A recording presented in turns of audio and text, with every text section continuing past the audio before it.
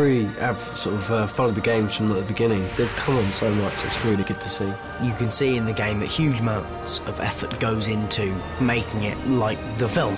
The team works very closely with the movie makers. What that relationship gives us is an ability to make a movie game that's so authentic. Particularly around Hogwarts, you really get a sense of the castle, the space. They give you a sense of the time of day. Not only can you play the game as Harry running through the castle, but you can also stop and look around. It's probably the most complete castle we've built yet.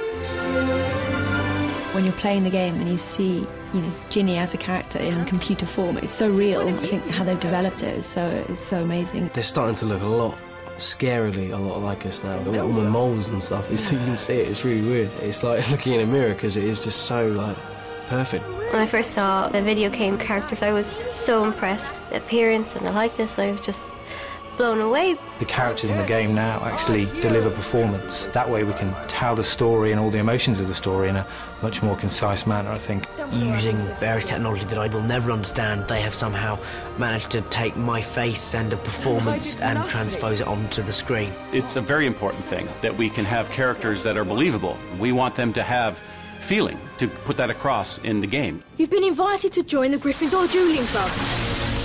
I love dueling. It's so much fun, just, throwing spells at your opponents. What's great is that when you play that, there is a huge amount of ducking and diving, and it's very fast-paced. There were certain points in the game where you'll have to come and play in the dueling club, and that'll be all part of your missions. If you're really into the fighting, then you can come and test out your combat, have little challenges. I duelled with Tom Felton, and I beat him 3 times. I'm sure that someone taught him some moves that I didn't know, so here I was sort of flapping my arms about endlessly, and he was just doing a little side thing. You swish down to the left, and it kept, taking half his life, and then another half, and then that was it. So there will be a rematch, mark my words. Time and potions wait for no man. Because potions are obviously so important to the plot in this film, you can pour the ingredients in yourself and you can stir them and fan the flames underneath a cauldron. We had to wave all the fire up and mix it around. I did it really well the first time, but the second time I failed the task. The kind of concocting of all these different things, I think that's brilliant fodder for a game. Being able to actually have a cauldron in front of you and use ingredients such as armadillo bile and other revolting things, the fans will love it.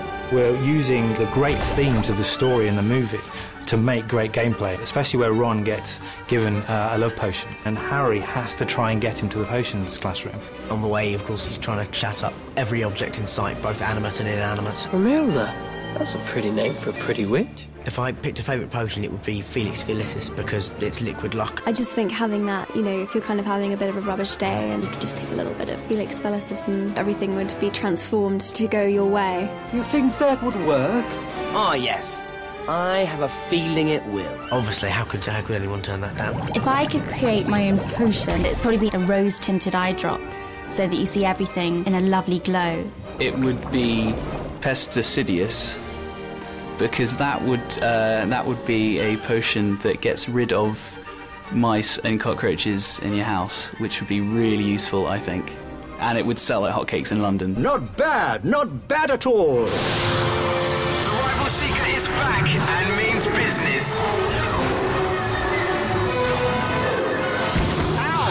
That looked like it hurt. This year is a really important year for Harry. He is the Quidditch captain. We've got him playing the Seeker in the Quidditch matches. It's kind of wonderful to be able to play Quidditch again without having to actually film it and be on a broomstick and endure the pain that involves. I saw what the Quidditch stand is going to look like as well. It's going to be pretty amazing. How can you have Potter without some good flying?